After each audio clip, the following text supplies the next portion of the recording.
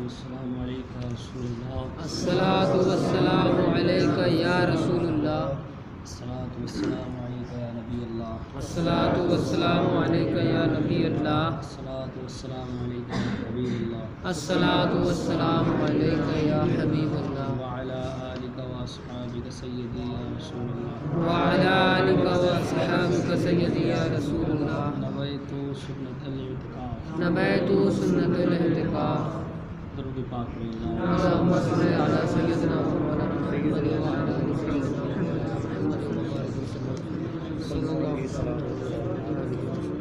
کل جو باتیں ذکر ہوئیں ان کا محاصل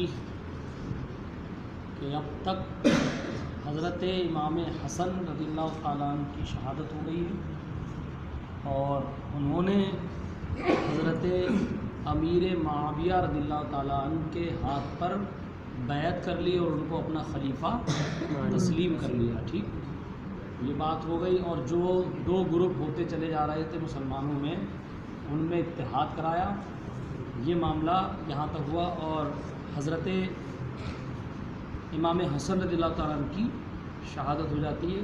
ٹھیک، اور مدینہ طیبہ میں یہ کافی دنوں تک رہتے ہیں پرسکون۔ اور شہادت کیسے ہوئی یہ بھی آپ کو بتایا گیا کہ کتنے مرتبہ ان کو زہر دیا گیا، اور اسی زہر کے اثرات سے حضرت امام حسن رضی اللہ تعالیٰ عنہ کی شہادت ہوئی۔ اب کہہ رہے ہیں حضرت امام حسن کے بعد امیر معاویہ مکمل طور پہ حاکم ہو گئے۔ اب ان کا معاملہ کیسا تھا پورے مختصر سنیے گا، اور شارٹ میں بھی بتانے کی کوشش کروں گا کیونکہ اس میں بڑا تفصیل سے لکھا ہے، اور اگر میں ہر جب پیج کی تفصیل کروں تو 1 سے 1.5 پیج میں ہی آدھا پون گھنٹہ ہو جائے گا، اس لیے میں بڑا شارٹ میں بتا رہا ہوں آپ کو تاکہ آپ کی بات بھی سمجھ میں آ جائے اور ہم وہاں تک پہنچ جائیں 10 تاریخ تک جہاں میں پہنچا ہوں۔ جی کہہ رہے ہیں کہ حضرت امیر معاویہ رضی اللہ تعالیٰ، یہاں تک تو ہو گیا حسن امام حسن تک۔ حضرت امیر معاویہ رضی اللہ تعالیٰ کا شمار سیدنا رسول کریم صلی اللہ علیہ وسلم کے مشہور صحابہ کرام میں ہے۔ ٹھیک ہے، کاتبان وحی کی فہرست میں بھی آپ کا نام شامل ہے۔ کاتبان وحی کا مطلب کیا ہوا؟ جو لوگ وحی سرکار پہ نازل ہوتی تھی وہ لکھتے تھے بیٹھ کے، سرکار صلی اللہ علیہ وسلم کی وحی بھی حضرت امیر معاویہ لکھتے تھے، یہ شان ہے ان کی۔ کہہ رہے ہیں ان کا شجرہ نسب کے بارے میں بتایا کہ ان کا شجرہ نسب سرکار صلی اللہ علیہ وسلم کی زوجہ محترمہ ام المومنین حضرت ام حبیبہ رضی اللہ تعالیٰ عنہ کے یہ سگے بھائی تھے۔ سرکار کی بیوی ام حبیبہ ان کے سگے بھائی تھے، اور اس رشتے کے اعتبار سے سرکار صلی اللہ علیہ وسلم کے سالے ہیں۔ آپ کا نسب والد اور والدہ کی طرف سے 5ویں پشت میں سرکار صلی اللہ علیہ وسلم کے سلسلے سے مل جاتا ہے۔ سلسلہ یہ ہے امیر معاویہ رضی اللہ تعالیٰ عنہ بن سفیان صخر رضی اللہ تعالیٰ عنہ بن حرب بن امیہ بن عبد الشمس بن عبد مناف، یہ عبد مناف سرکار کے آباء و اجداد میں آ گئے، تو 5ویں پشت میں جا کے ملتا ہے۔ اب ان کے اسلام کے بارے میں بتا رہے ہیں کہ انہوں نے اسلام قبول کیا، تو کہہ رہے ہیں کہ حضرت امیر معاویہ رضی اللہ تعالیٰ عنہ کی قبول اسلام کے بارے میں مورخین کا کہنا ہے کہ آپ نے فتح مکہ کے دن اسلام قبول کیا، اور کچھ لوگوں نے یہ بھی کہا کہ اسلام تو صلح حدیبیہ کے وقت میں لے آئے تھے، لیکن مکہ والوں کے خوف کی وجہ سے، کفار کے ظلم و ستم کی ڈر کی وجہ سے اپنے اسلام کا اظہار نہیں کیا، اور جب فتح مکہ ہوتا ہے تب سب کے سامنے اپنے اسلام لانے کا اعلان امیر معاویہ کرتے ہیں۔ ٹھیک ہے، حکومتی عہدوں کا حصول، کہہ رہے ہیں مروی ہے کہ ایک دن سرکار صلی اللہ علیہ وسلم کو آپ نے وضو کرایا، امیر معاویہ نے وضو کرایا۔ ٹھیک، تو سرکار صلی اللہ علیہ وسلم نے فرمایا اے معاویہ، اگر تم حکومت پاؤ تو اللہ تعالیٰ سے ڈرنا اور انصاف کرنا۔ سرکار کہہ رہے ہیں، تو کہہ رہے ہیں حضرت امیر معاویہ رضی اللہ تعالیٰ کہتے ہیں کہ اس سے مجھے یقین ہو گیا کہ مجھے ضرور حکومت ملے گی، میں کسی نہ کسی منصب پہ پہنچوں گا۔ جب سرکار کہہ رہے ہیں کہ حکومت اگر پاؤ تو اللہ سے ڈرنا، انصاف کرنا۔ ٹھیک ہے، تاریخ کے اوراق کا مطالعہ کیا جائے تو معلوم ہوتا ہے کہ سیدنا سرکار صلی اللہ علیہ وسلم کے وصال کے بعد حضرت ابو بکر صدیق رضی اللہ تعالیٰ عنہ جب خلیفہ منتخب ہوئے تو آپ نے حضرت امیر معاویہ رضی اللہ تعالیٰ عنہ کے بھائی حضرت یزید بن ابی سفیان رضی اللہ تعالیٰ عنہ کو ایک لشکر کے ساتھ ملک شام کی طرف روانہ کیا، تو امیر معاویہ رضی اللہ تعالیٰ عنہ ایک دستہ فوج کی کمان دے کر بھیجا۔ شام کی فتوحات، جو ملک شام ہے اس کی فتوحات میں انہوں نے مقدمۃ الجیش یعنی ان فرنٹ فرنٹ پر لڑ کر کے بہت ہی نمایاں کارنامہ انجام دیے اور اپنی بہادری اور جرت و شجاعت سے خوب شہرت پائی. کن کا ذکر چل رہا ہے؟ یاد رکھنا امیر معاویہ رضی اللہ عنہ. ٹھیک ہے. اس کے بعد جب حضرت عمر کا دور آیا, ان کی خلافت آئی, تو ان کو اردن کے علاقے میں, جس کو اردن اس وقت کیا کہتے ہیں, اردن, اندلس اور اسپین بولتے ہیں, تو کہہ رہے ہیں اسپین کے علاقے میں مستقل طور پہ اس علاقے کا حاکم بنایا گیا 800 سال پہلے کی بات. پھر جب تعاون امواز حضرت ابو عبیدہ رضی اللہ تعالیٰ عنہ اور حضرت یزید بن سفیان رضی اللہ تعالیٰ عنہ انتقال ہو گیا, تو کہہ رہے ہیں حضرت عمر رضی اللہ تعالیٰ عنہ نے حضرت امیر معاویہ رضی اللہ تعالیٰ عنہ کو ان کے بھائی حضرت یزید بن سفیان رضی اللہ تعالیٰ عنہ کی ولایت دمشق کا والی مقرر کر دیا. وہاں سے پھر دمشق کا والی بھی ہوئی ہے. ادھر ان کی بہادری بھی بتائی جا رہی ہے, ان کی شان کے بارے میں بتایا جا رہا ہے, ان کی کوالٹی کے بارے میں بتایا جا رہا ہے کہ یہ جو خلیفہ بنے ہیں ان کے پاس کچھ کوالٹی تھی, وہ کوالٹی گنائی جا رہی ہے. اردن کے علاقے اور دیگر ضلع بھی ان کے حکومت میں شامل رہے.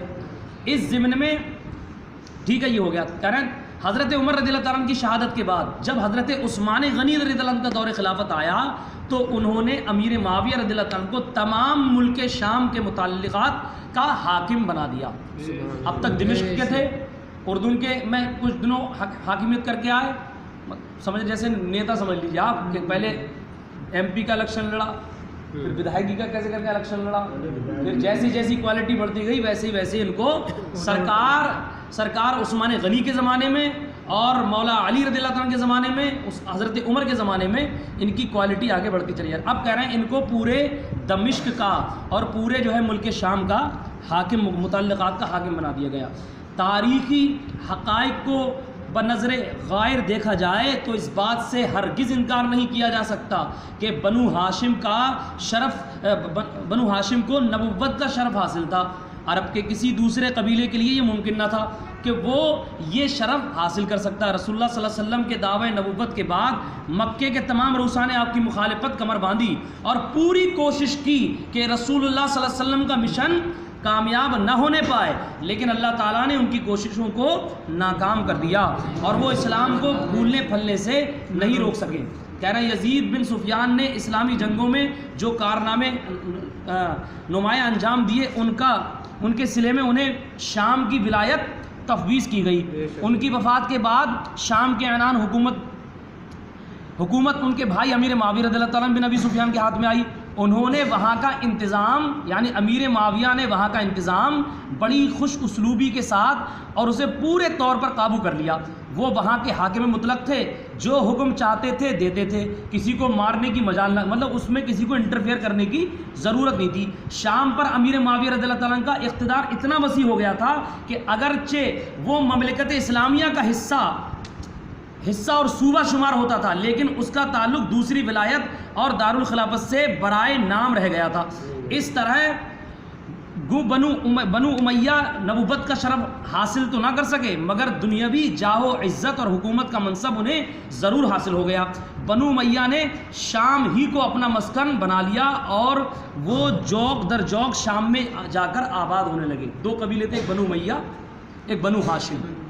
سرکار بنو ہاشم سے تھے اور یہ جو امیر معاویہ تھے یہ بنو امیہ میں سے. ٹھیک ہے, تو بتا رہے ہیں کہ بنو امیہ کو نبوت کا مسئلہ تو نہیں مل پایا کیونکہ بنو ہاشم میں سے نبوت کا معاملہ رہا ہے. تو لیکن ان کو دنیاوی اعتبار سے بڑی شہرت, عزت, جاہ و جلال, حکومت ملی. تو یہ جو لوگ بنو امیہ کے لوگ تھے یہ دمشق میں جا کر کے امیر معاویہ کی سرپرستی میں رہنے لگے. سمجھ رہے ہیں آپ؟ کہہ رہے ہیں امیر معاویہ رضی اللہ تعالیٰ کی دور اندیشی.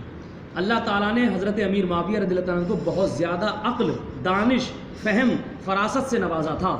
آپ نہایت, یہ ایک صحابی رسول کا ذکر ہو رہا ہے اس لیے بہت مچلنے کی ضرورت ہے.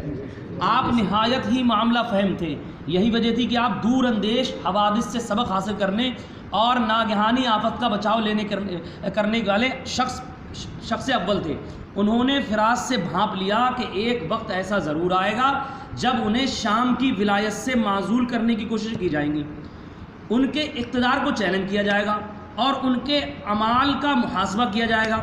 انہیں ایسی صورت حال پیدا ہونے سے پہلے ہی بندیاں شروع کر دی انہوں نے. بنو کلب ایک نہایت طاقتور قبیلہ تھا جو شام میں آباد تھا. انہوں نے اس قبیلے کو ہاتھ میں لینے اور اس کے ذریعے سلطنت کو مضبوط کرنے کے لیے ان کی ایک لڑکی سے شادی کر لی. اس لڑکی کے بطن سے یزید پیدا ہوا. کیا سمجھے؟ یعنی ان کو کیا خدشہ ہوا کہ اگر یہ جو میں نظام سنبھال رہا ہوں ایک دور وہ آئے گا کہ میرے اس نظام کو لوگ حاصل کرنے کی کوشش کریں گے, یہاں خلفشار ہوگا. تو انہوں نے اپنی حکومت ایک وہاں اس کا نام بتایا گیا, ایک نہایت طاقتور قبیلہ بنو کلب ایک جگہ, اس کی ایک لڑکی سے شادی کی, سمجھ آپ, اور اس لڑکی کے بطن سے یزید پیدا ہوا. سیاسی قوت کا اظہار. کہہ رہے ہیں حضرت امیر معاویہ رضی اللہ تعالیٰ عنہ حکومتی معاملات اور امور حکومت پر گہری نظر رکھتے تھے. وہ اس بات کو بخوبی جانتے تھے کہ ایک حاکم کو کامیابی کے ساتھ حکومت چلانے اور اپنی حیثیت کو منوانے کے لیے اپنی سیاسی قوت کو ہر طرح سے برقرار رکھنا ضروری ہوتا ہے. یہی وجہ تھی کہ حضرت عثمان رضی اللہ تعالیٰ عنہ کی شہادت کے بعد جب حضرت علی رضی اللہ تعالیٰ عنہ سے بیعت کی گئی تو امیر معاویہ نے فوراً بھانپ لیا کہ جس وقت کا دھڑکا تھا وہ آخر آ گیا ہے. یعنی جس وقت کا ان کو ڈر تھا وہ اب آ گیا کہ حضرت علی کی بیعت قبول کر لیں گے اور میری حکومت کو خطرہ ہو جائے گا. حالانکہ ان کا مقصد یہ نہیں تھا کہ حضرت علی رضی اللہ تعالیٰ عنہ برے ہیں, مقصد تھا کہ ہم نظام اچھا چلا رہے ہیں, ہم نظام اچھے بہتر طریقے سے چلا رہے ہیں تو ہم ہی کو رہنے دیا جائے. بات سمجھ رہے ہیں؟ لیکن لوگوں کی ایک طرف عقیدتیں بھی تھیں اور حضرت علی کا جلال بھی الگ تھا, سمجھ رہے آپ. انہیں یقین ہو گیا کہ حضرت علی رضی اللہ تعالیٰ عنہ کبھی شام کی ولایت پر نہ رہنے دیں گے بلکہ انہیں ہٹا کر کسی ایسے آدمی کو مقرر کریں گے جس پر انہیں کامل بھروسہ ہوگا. اس لیے انہیں اپنی اس میں وہ حضرت علی رضی اللہ تعالیٰ عنہ کی خلاف جو ہے بغاوت کر, سمجھ رہے ہیں آپ, اور ان سے حضرت عثمان رضی اللہ تعالیٰ عنہ کا قصاص طلب کر کے اپنے لیے رائے ہموار, سمجھ رہے ہیں آپ, کیونکہ حضرت عثمان کی شہادت کہاں ہوئی تھی اور حضرت علی کہاں رہتے تھے؟ مدینے میں. اب انہوں نے کیا چال چلی مثال کے طور پہ کہ آپ یہ بتائیے لوگوں کو بدزن کرنے کے لیے سمجھ لیے یا لوگوں کو اپنی طرف اٹریکشن کرنے کے لیے کہ دیکھیے ایک خلیفہ کا قتل وہاں ہوا نہیں, اس کے قصاص کا بدلہ کون دے گا, اس نے کس کو قتل, ان کو قتل کس نے کیا, تاکہ لوگوں کی توجہ میرے طرف ہو. جیسے آج کل بی جے پی کر رہی ہے مدعوں سے بھٹکانے کے لیے, مین اس پہ یہ ان کی دور اندیشی تھی کیونکہ حضرت امیر معاویہ کی کہ حضرت علی رضی اللہ عنہ انہیں شام کی ولایت پر برقرار رہنے دیتے اور ان سے کوئی تعرض نہ کرتے تو یقیناً امیر معاویہ رضی اللہ تعالیٰ عنہ حضرت علی رضی اللہ تعالیٰ عنہ کی خلافت کو تسلیم کر لیتے. یعنی ان کو وہیں کا حاکم مقرر رہنے دیتے کہ تم وہاں کریے اپنا جو بھی کر رہے ہیں, اپنے یہ حکومت یہاں سنبھالیں تو کوئی مسئلہ ہی نہیں تھا. لیکن جب انہیں یہ شک ہوا, شبہ ہوا کہ میری حکومت چھن جائے گی اور مجھ سے یہ اقتدار چھن جائے گا, تب انہوں نے یہ حربہ استعمال کیا یا یہ قدم اٹھایا. ٹھیک ہے, انہوں نے اس سے غرض نہ تھی کہ خلیفہ کون ہوتا, انہیں اس سے غرض نہیں تھی. وہ تو یہ چاہتے تھے کہ انہیں شام کی ولایت سے نہ ہٹایا جائے. بات صاف ہو گئی. وہ کیا چاہتے تھے امیر معاویہ کہ انہیں شام کی ولایت سے نہ ہٹایا جائے, خلیفہ جو بھی رہے مجھے اس سے غرض نہیں ہے. ٹھیک ہے, لیکن جب حضرت علی رضی اللہ تعالیٰ عنہ نے انہیں معزول کرنے اور آئندہ کوئی عہدہ نہ دینے کا فیصلہ کیا تو امیر معاویہ رضی اللہ تعالیٰ عنہ نے عمر رضی اللہ تعالیٰ عنہ بن عاص سے مل کے اور حضرت عثمان رضی اللہ تعالیٰ عنہ کے مطالبہ انتقام کے ساتھ ساتھ الزام بھی لگا دیا کہ انہوں نے حضرت عثمان رضی اللہ تعالیٰ عنہ کی مدد کو کوتاہی کی. سمجھ رہے آپ, یہ دیکھیے سیاست ہے, اس میں اس کو سیاسی معاملہ سمجھیں گے, ہم یہ نہیں سمجھیں گے کہ یہ لوگ ایک دوسرے سے نفرت کرتے تھے. مقصد تھا کہ میں یہاں پہ قائم رہوں, میں صحیح طریقے سے چلاتا رہوں گا. ہمیں یہ گمان نہیں رکھنا ہے کہ اب امیر معاویہ غلط کر رہے ہیں یا حضرت علی نے ایسا غلط کیا. کبھی اپنے دماغ میں کسی کے تعلق سے بدگمانی, کیونکہ سرکار نے فرمایا اصحابی کالنجوم, میرے جو صحابہ ہیں وہ ستاروں کی مانند ہیں. تو جیسے ہر ستارہ چمکتا ہے آسمان میں, ہر ستارے کی ایک اپنی فضیلت ہے, ایسے ہی میرے ہر صحابی چمکتا دمکتا ہے. ان کے تعلق سے ہم کوئی خلاف ورزی نہیں کر سکتے. ٹھیک ہے, تو یہاں بات صاف ہو گئی. ان پہ یہ الزام لگا دیا کہ انہوں نے حضرت عثمان رضی اللہ تعالیٰ کی مدد کرنے میں کوتاہی کی اور اپنے طرز عمل سے باغیوں کو حوصلہ افزائی کی. حضرت عثمان رضی اللہ تعالیٰ کے خون آلودہ قمیص اور حضرت نائلہ رضی اللہ تعالیٰ کی خون آلودہ انگلیوں کو دمشق کی جامع مسجد میں لٹکا دیا گیا کہ ان کا بدلہ لیا جائے. اب سب دیکھیں گے ہاں یار کہہ تو صحیح رہے امیر معاویہ کہ حضرت علی سے بدلہ لیا جائے بھائی, کہ انہوں نے عثمان سرکار کے جو سرکار کی 2 بیٹیاں تھیں ان کے نکاح میں, ذوالنورین کہتے تھے عثمان غنی کو, تو ان کا قتل ہوا ہے اور ان کی کوتاہی رہی, یہ وہاں پہ تھے, یہ کچھ کر سکتے تھے, انہوں نے کیوں نہیں کیا. حالانکہ ان کا مقصد یہ نہیں تھا, مقصد وہی تھا کہ میں یہاں کا حاکم رہوں, جس سے سارے شام میں نالا, رونا دھونا, شیون برپا ہو گیا, یعنی غم کی لہر دوڑ گئی جب وہ دکھایا گیا. سمجھ رہے آپ, لوگ جوک در جوک مسجد میں آتے اور یہ چیزیں دیکھ کر دھاڑے مار مار کر روتے اس طرح امیر معاویہ رضی اللہ تعالیٰ نے اہل شام اور عامۃ العرب کو بڑی کامیابی سے اپنی طرف مائل کر لیا. مقصد سمجھے؟ امیر معاویہ نے اپنی طرف ان کو کیا ہے مائل کر لیا. کلمہ شریف پڑھنے جلدی سے کلمہ شریف ان کو جو ہے اپنی طرف مائل کر لیا. ٹھیک ہے.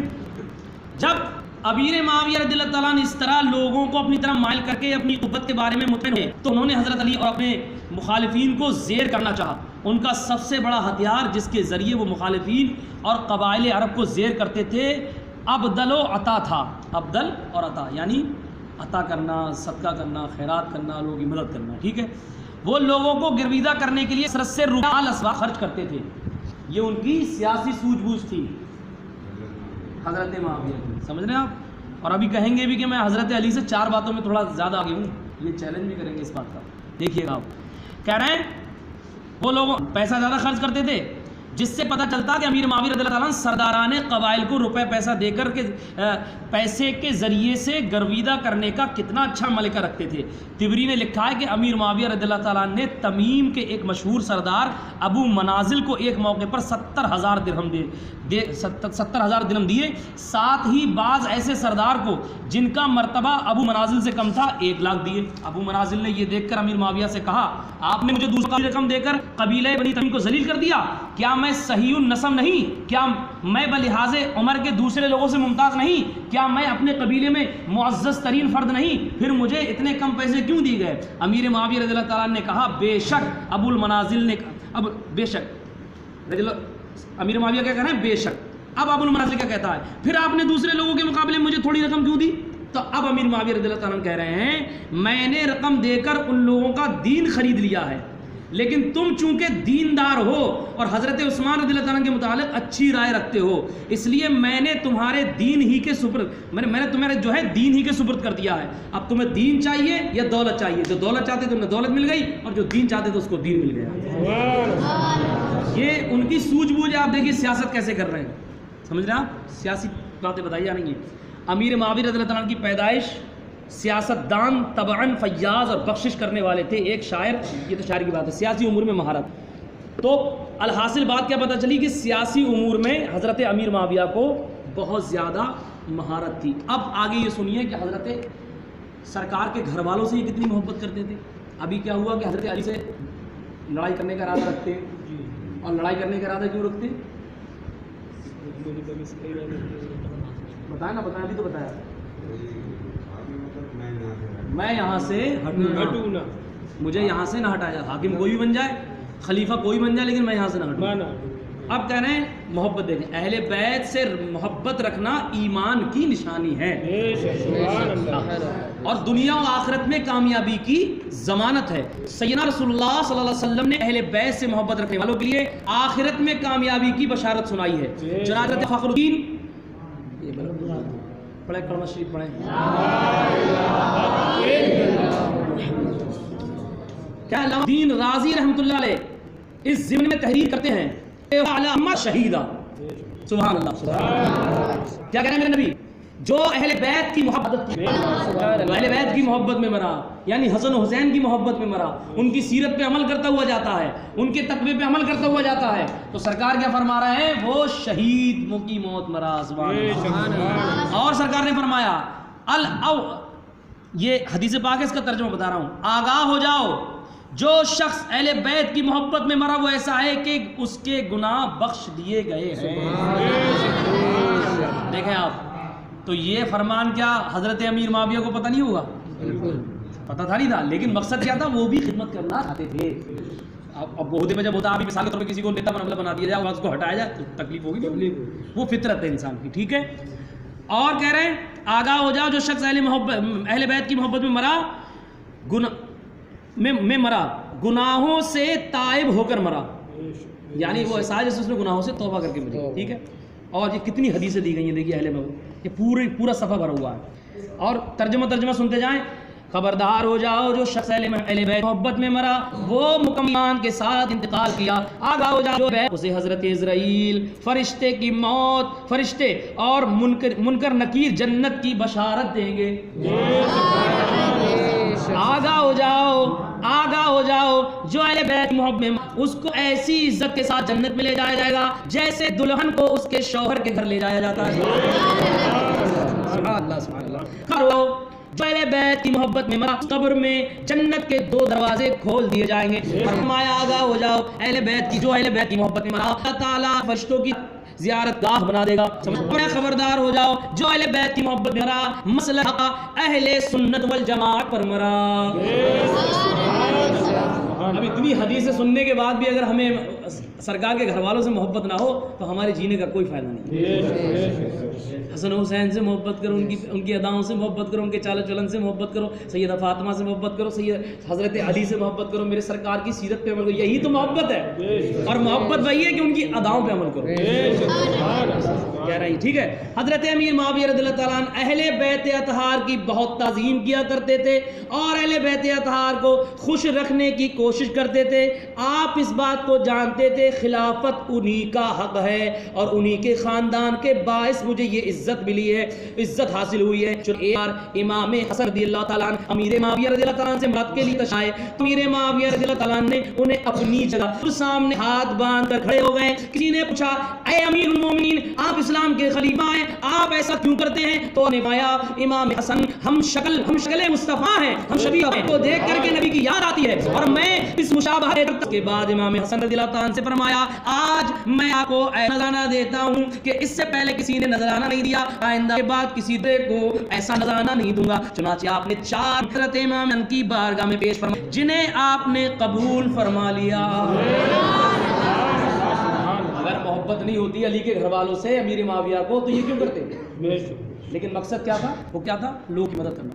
اور وہ اقتدار مجھ سے نہ چھنے، وہ عہدہ مجھ سے نہ چھنے. آپ حکومت آپ عہدے پر ہی آپ لیکن کریں ابھی آپ سمجھتے ہیں نا. اب میں وہی دوں خان کی نشیلی سے ڈال دوں وہاں پہ تو یہ تو غلط ہے. سجاد بھی آپ کے ہاتھ ہے. مسئلہ یہ تھا.